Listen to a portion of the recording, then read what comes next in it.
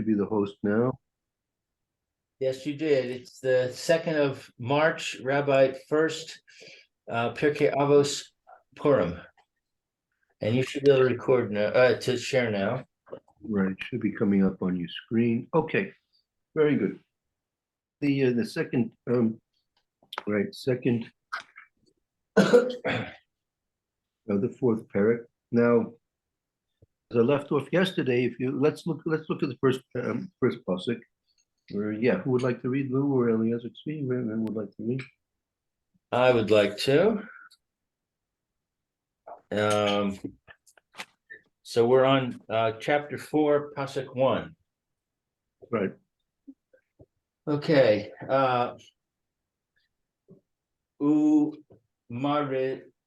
Mordechai yada es kol asher naaseh vayikra Mordechai es bigadav vayilbash sak va'efer v'yetze besoch ha'ir vayizak ze'aka gidola umara. Mordechai knew all that was done, and he cried. Mordechai cried. He tore his garment, and he clothed himself in sack and ashes, and he went out into the city.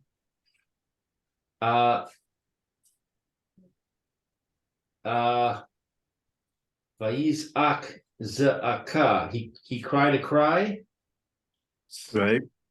Great and bitter. He cried a great and bitter cry. Right. Okay. Now, I mentioned this, we're going to go.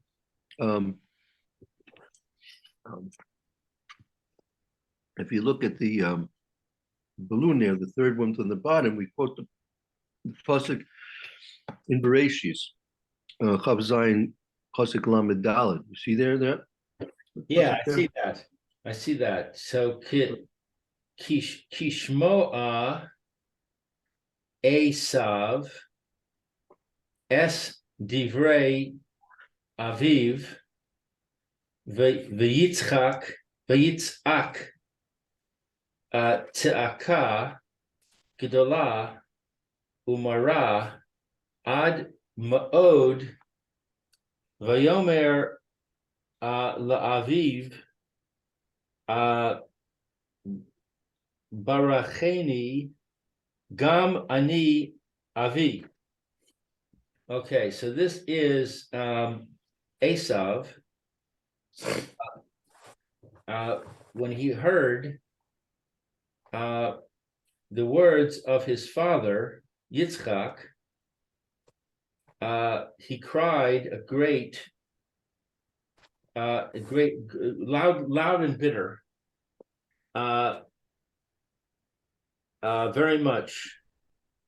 And he said to his father, bless me also, my father. So the loud and the bitter cry, we see both Mordechai and Esav crying the same loud and bitter cry. Right. There is one difference, though. The word by Mordechai with a Zion, and by Esav it's Sak with a Tzadi. Oh, Vayizak, and it's Te'aka. Vayitzak Te'aka, and this is Vayizak Zaka. I see. Right now, I'm not sure um, what the exact difference is. Like Zaka, Zaka is like an alarm. It's like a cry of alarm, right? And Uh-huh. Zaka is like a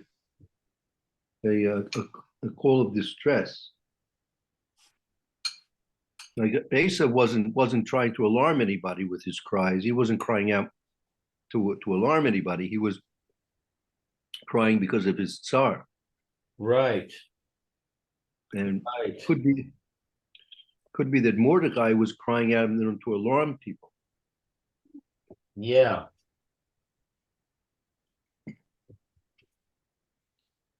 But they're still very similar. Right. Mhm.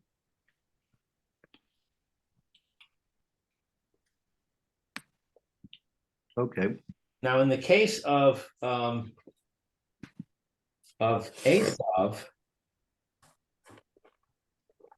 I Yeah. believe there's a midrash that says that Keneged his two tiers, the two bate midrashim hamikdashim were destroyed. Right. I think there was such. I think I remember measures like that too. Right. Correct. So that seems to imply that there was an injustice done to him. Um, so I'm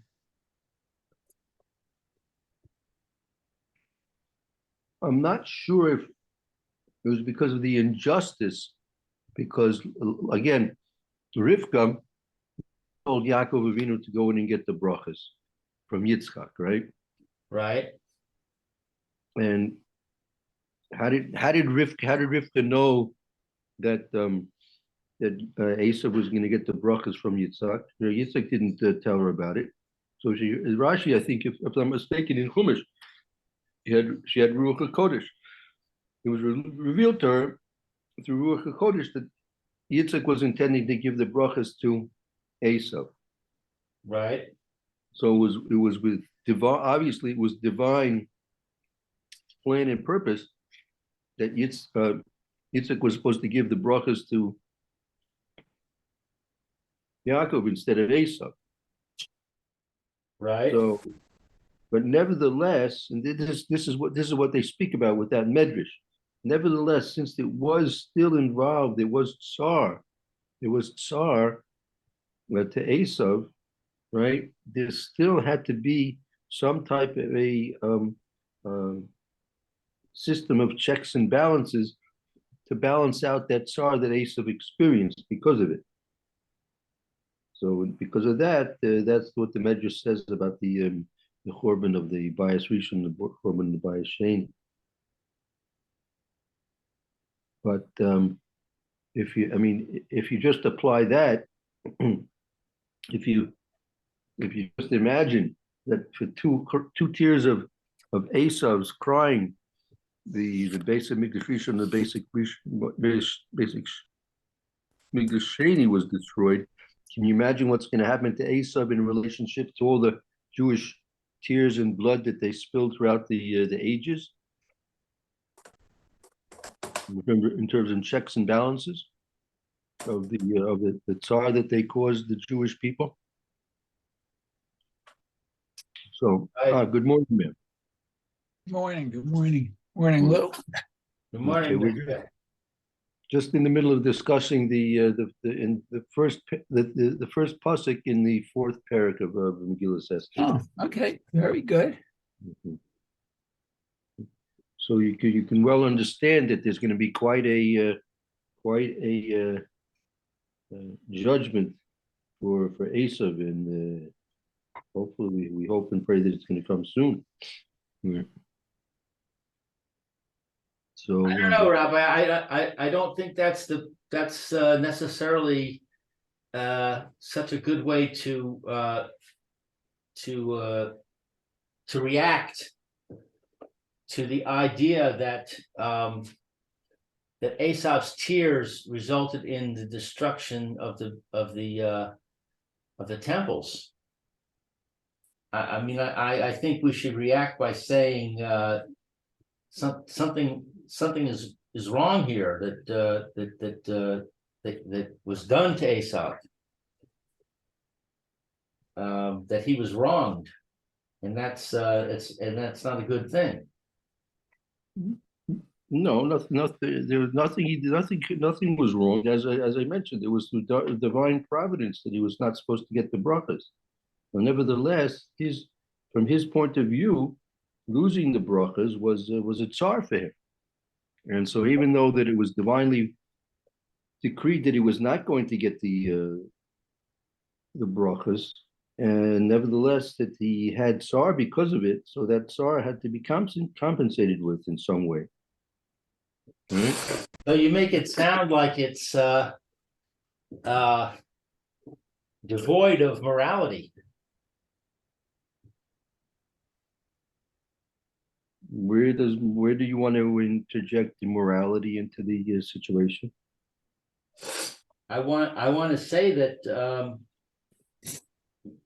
despite the fact that it was correct that he should not get the bracha, nevertheless there was something incorrect about it. Such as?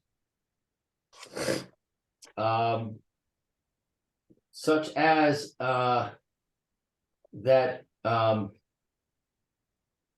Yaakov wasn't sad. He should have been sad that he was. He should have said to his mother, when his mother said to him, "Go and get the bracha." So he said, maybe my father will discover what I'm doing, and I think something about his say it would be a sin. He says something about it would be a sin, and then she says the sin will be on me, or something like that. I don't remember exact wording, but there's an interchange between Yaakov and Rivka there, and it indicates that there's something wrong. I think we'd have to study it to really understand, but also I don't think you can fault there's nothing. Yaakov Avinu did nothing. I don't think you can fault him. Well, there's an interchange. So if he's going to have an interchange with his mother, there's other things he could have said.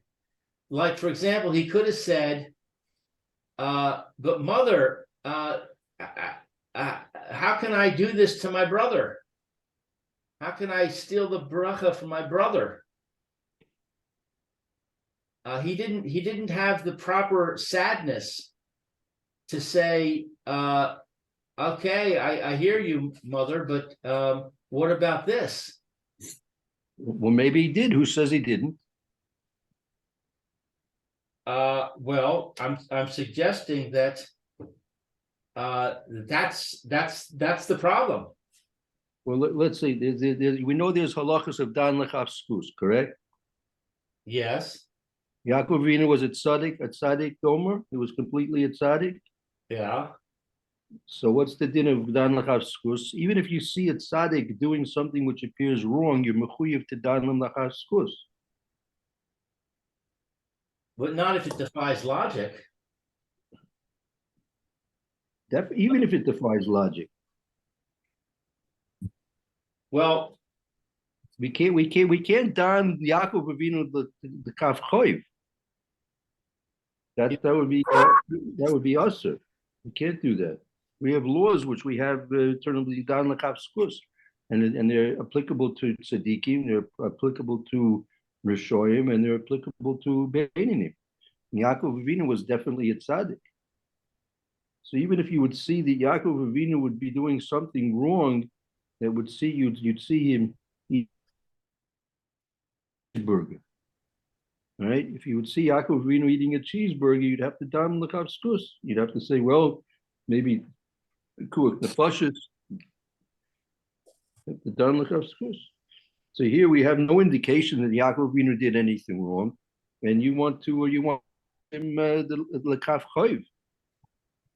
Well, I disagree. I think we do have an indication that he did something wrong. We have the midrash that says that because of the tears, the temple was destroyed.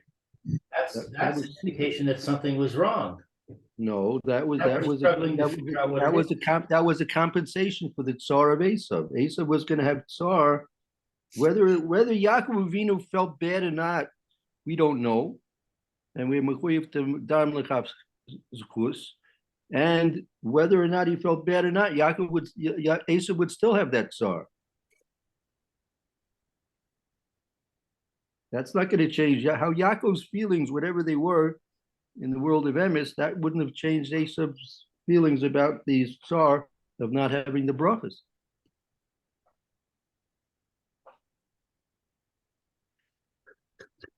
And that tsar had to be compensated for. Well, maybe if so we simply just make a projection of all the tsar that the Jewish people suffered at the hands of Esav, and we understand that there's going to have to be compensation made for all that tsar as well. They did it with full intention.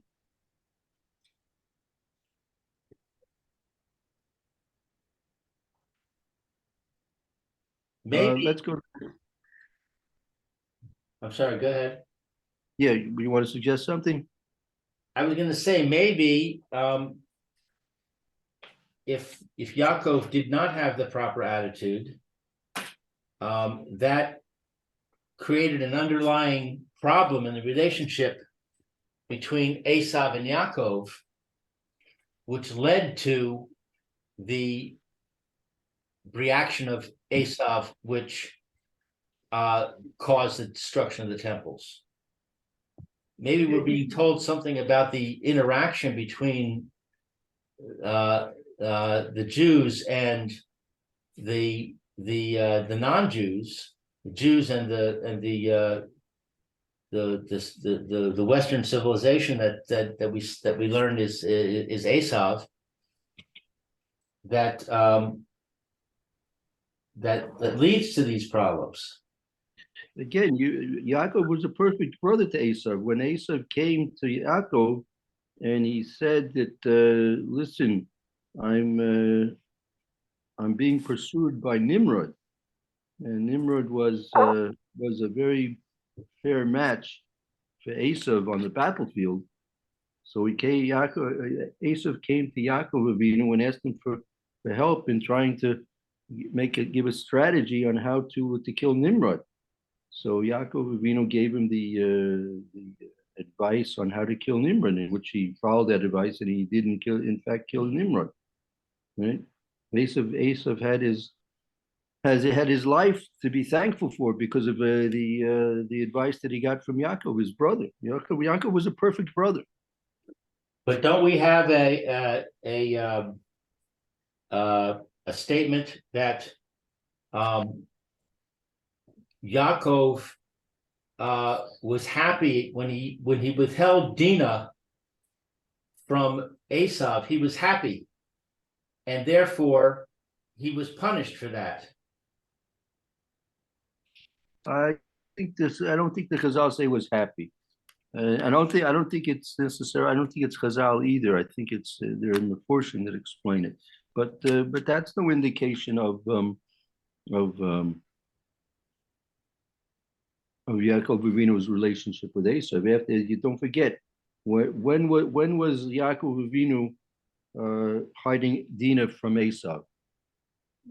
When Esav came with 400 soldiers to destroy Yaakov, right? He came to destroy him, right?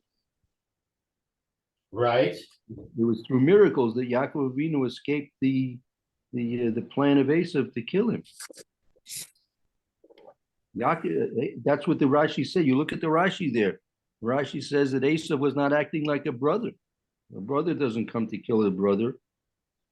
Esav was not acting like a brother. That wasn't right. That wasn't fair. What was the fairness in Esav coming with 400 soldiers against Yaakov Avinu and a small family of 11 children and wives?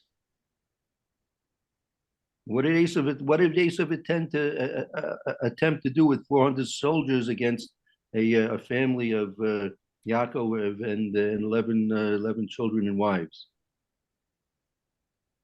What was Esav's intention? Esav's intention was bad. And you have a complaint against Yaakov Avinu that he hid his daughter from Esav. Sometimes you can have two things going on at the same time, which have to be evaluated separately. You can have a situation. It was a state of war. There was a state of war occurring here. You don't show your daughter to your enemy during a state of war. Right, he was correct to hide her. I think that's clear. There's no anybody would do that. He was correct to hide her. But you can be correct and incorrect at the same time, at the same action. Just like the brothers were correct to put Yosef in the pit, but yet they're held accountable for the fact that they ate bread.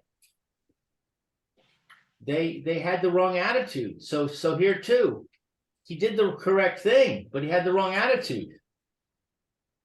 Right. So that's exactly what we're talking about. We're talking about Esav's accountability at the end of days, where they're going to be judged for all the tsar that they give to the Jews. Right. If we see that 2 drops of Esav's tears caused the destruction of the Beis Hamikdash Rishon and the Beis Hamikdash Sheni, we can just imagine what kind of destruction is going to come to Esav because of all the tears and blood, not even just tears, but blood that they shed from the Jewish people throughout the ages. Okay, let's go to the next pasuk. Okay. Vayavo ad lifnei sha'ar hamelech ki ein lavo el sha'ar hamelech bilevush sak. And he came to the in front of the gate of the king, because there didn't come to the gate of the king clothed in sack. I'm not sure. He go ahead. Right. He didn't come in. I think the understanding of the pasuk is he didn't come into the Shar Melech. He only came until the gate of the Shar of the Melech. Because right, ki ein lavoy el melech hamelech b'lavik shak. You can't come into the king's palace, right, into the king's gate wearing sack. Sack is a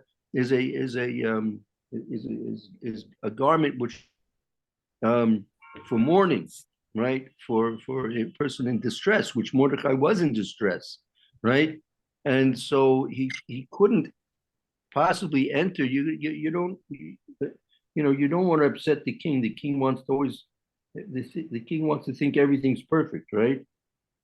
The king, because of his personality, being the king, that he feels really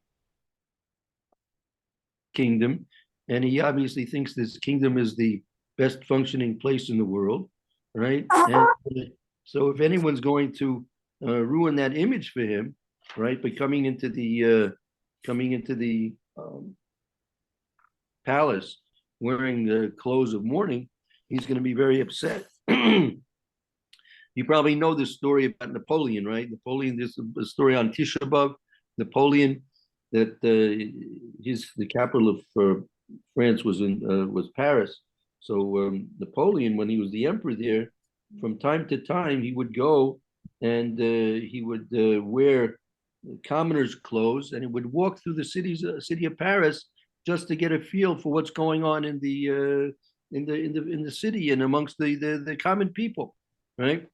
So every once in a while we'd take a stroll wearing commoner's clothes, and then no one would know who he is, and he would stroll through the city of Paris. So one night he was doing this in the middle of the summertime, and he's walking through the streets of Paris, and he hears that there are cries and sobs, and so he was curious to know what's going on, because here he said to himself, this is the capital city of his wonderful kingdom, and why should anyone be distressed? What could be distressing anybody in his such wonderful kingdom, and especially in the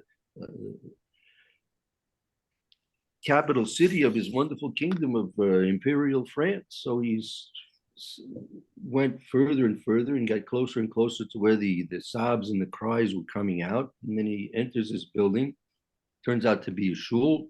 He opens up the door and he sees it's dark and everyone's sitting on the floor with no shoes on and with candles in front of them, and all the Jews there are crying.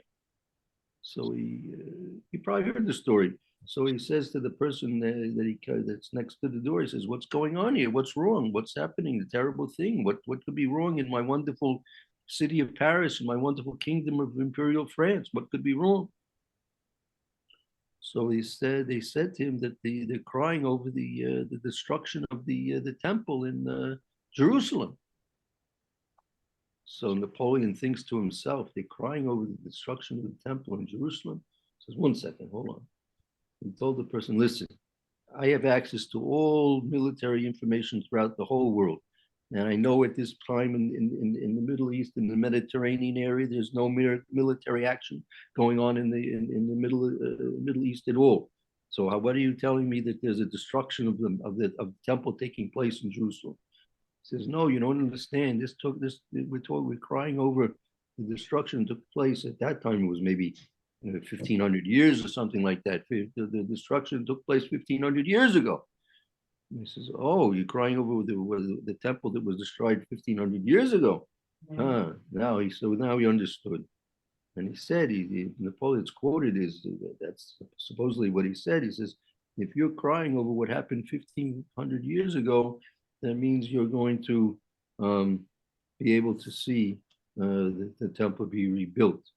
So, but anyway, I just mentioned that because just as an illustration of a king who wants to think and believe that everything is wonderful in his most wonderful of all kingdoms and his most wonderful of all places, and certainly Achashverosh in the palace of his own kingdom definitely doesn't want to see people wearing clothes of mourning. So that's what I think the pasuk means here. Yavo ad lifnei Sharmel. He only came.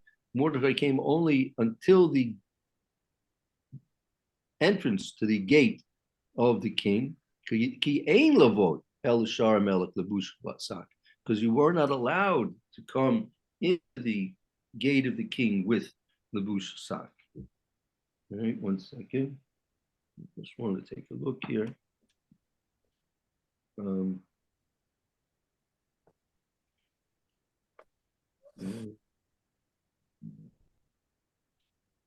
second. Go ahead and give him a base. 1 second. Yeah. Rashi says, "Ain't derech eretz levo el shar melech b'levush sak." It's not derech eretz. Right? You're violating derech eretz. You can't come into the king's palace wearing clothes of mourning. We know we see from Yosef at Tzaddik. Yosef, when he wanted to take him out of the pit, out of the Beit Tesor, out of the jail, right? So they took Yosef out. He was going to come and meet Paro. So they took him out. They showered him up, cleaned him up, shaved him, cleaned him, right, and put on clothes that were respectable to come to meet the king, right? You don't want to upset the king's peace of mind. Now, but also something we should mention here also, as we've mentioned several times before, as you know, whenever the words Hamelech are mentioned in the Megillah, without mentioning Melech Achashverosh, this is a remez to a Kadosh Baruch Hu. Remez to a Kadosh Baruch Hu. So how do we interpret this pasuk in relationship to that understanding? Right?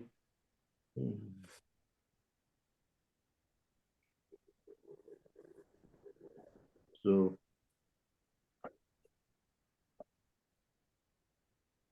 if we understand it, I mean, it seems that that at this point it was kind of being blocked out. He was being blocked out. He could only come. Mordecai again. He's crying out. He's crying out. Mordecai's crying out.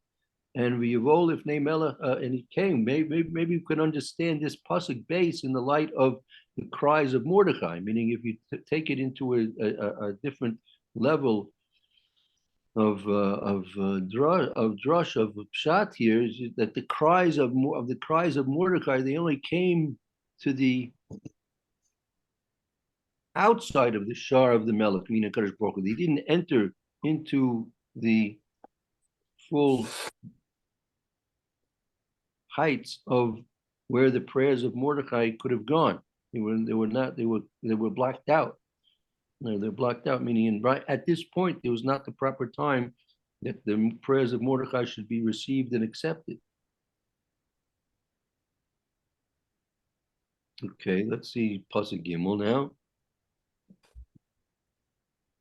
V'chol Medina u'Medina Mekom Asher Davar Hamelech V'datso Magia Avel Gadol LiYehudim V'tzom Uvechi Umis Paid Sak Ve'efer Yutza L'Rabim. Okay, so and in each and every province, that the word of the king became known.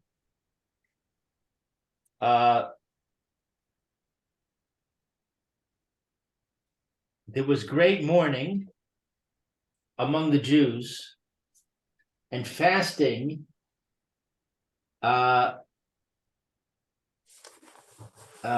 uvechi umis paid. I don't know. Okay. Bechi is tzom bechi umispaid. Mispaid is like literally mispaid is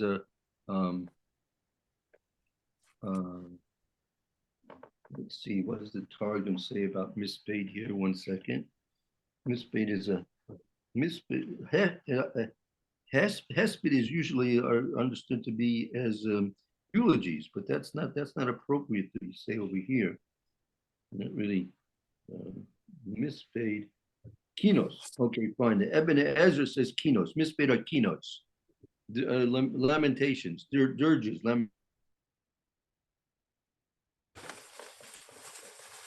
So there was fasting and crying and lamentations, sackcloth and ashes, and Yutza, and many Yutza. What's Yutza? So Yutza, 1 second. Yutza, Yutza.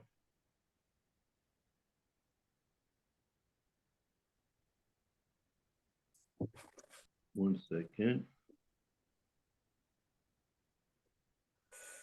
1 second. It's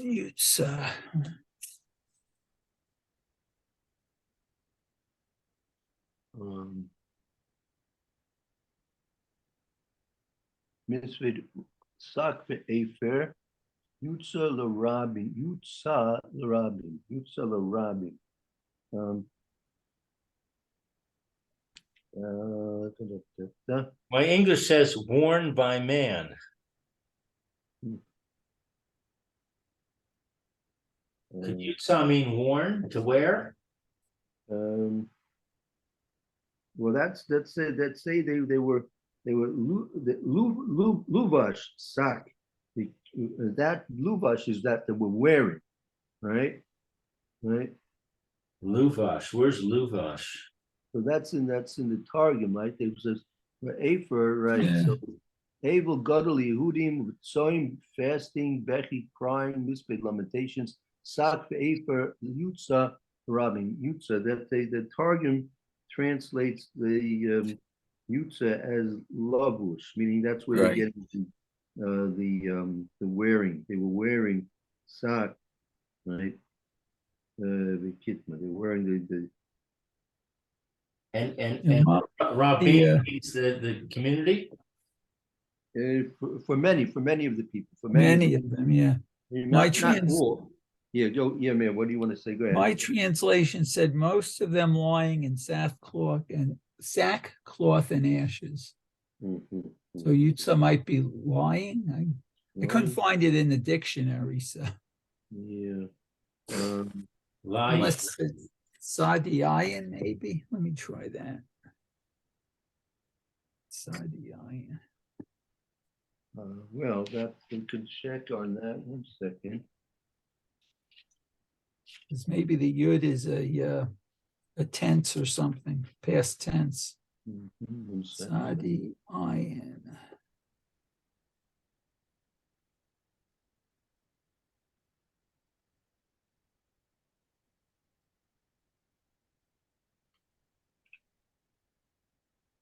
Nope. 1 second. 1 second. Or maybe it's a nun Sadiayan. Hold on.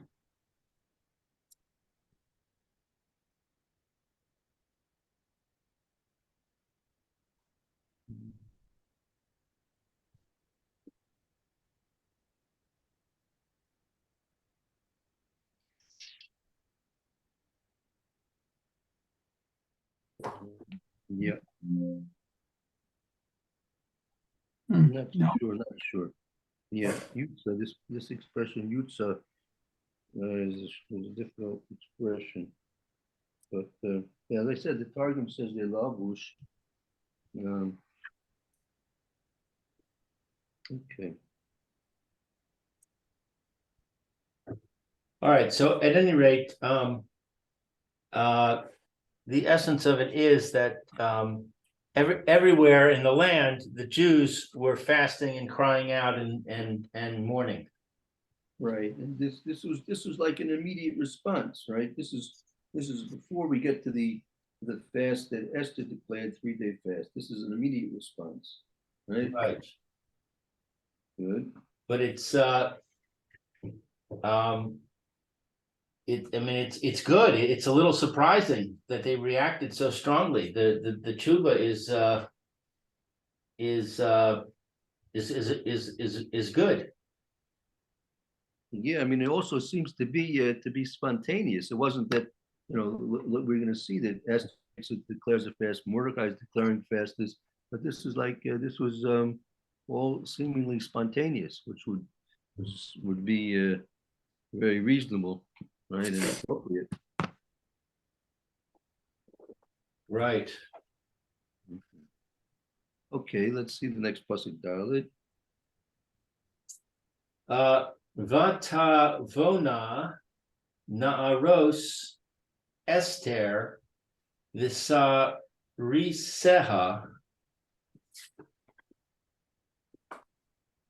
vayagidu la vatischalchal aha malka maod v'tishlach bigadim lahalvish es Mordechai ula hasir sako me alav velo ki bel.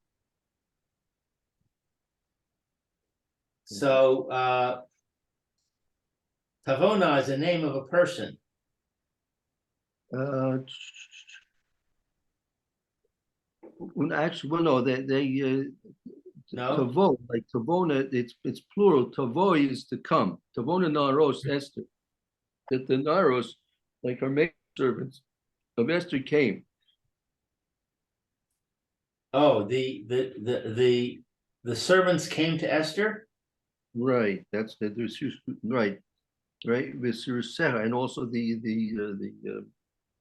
Srisim, the eunuchs came. Megidu law.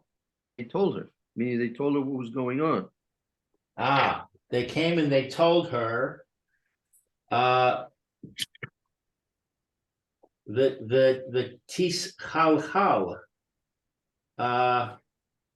is that there was a confusion?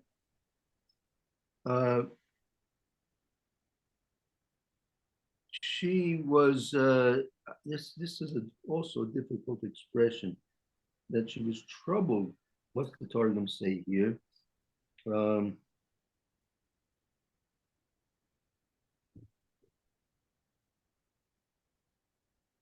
Yeah, the Targum says the is does asa is the asa, she like she trembled. And the queen trembled very much. And she sent clothing to clothe Mordecai so that he would remove the sackcloth from himself, but he did not accept it. Right. She sent these clothes, proper clothes, to Mordecai, that he should take off the sackcloth, and he didn't accept it. Now, I'm not sure how much did Esther know about what was going on here? Meaning, what was Esther still in the dark about what was going on? Because she was in the palace and she had no idea about what was going on here. I would think so. And it says that the servants and the attendants came and told her. So that would seem to imply that she didn't know up until that time. What did they tell her? I'm assuming that they told her Mordecai is crying out and sitting in sackcloth and ashes, but did they tell her why? Maybe not. Yeah, I hear what you're saying. On the other hand, don't forget, remember, it was a public announcement, it was a public decree what was going to happen to the Jews in 11 months hence from now, right? Right, but she's not out in the marketplace to hear it. Yeah, but there was no talk in the palace about that either. And what? And you have the maids and the srisim. They didn't hear what was going on. They I'm sure they have, whenever they have time off, they're sitting around talking and gossiping about things. No. Or according to a Gemara in Megillah 15a, Rav Yirmiyah said that her stomach was loosened. So I guess she was in a bit of distress. It seems it seems like she's now finding out about this. Before that, she didn't know about it. Right. Right. Don't forget, this is all taking place within probably a day or two's time. It's not like, they didn't have WhatsApp to send on the messaging devices to tell everybody what's happening moment by moment, second by second, right? Right. Could I'm also thinking that maybe the servants might have been somewhat reticent to tell her too much bad news. So, I mean, because she's the queen, so maybe they would be a little afraid to upset her. Right. Good point. Yeah. Right. Um, okay, yeah, okay, well, so that's not exactly clear, but apparently the pashtus is that she found out about this um, seemingly fresh information to Esther um, at this point, and therefore that's what made her so filled with fear. Okay, good. I think it's good. Stop. We're not going to go to the next pasuk right now. Good. So let's save this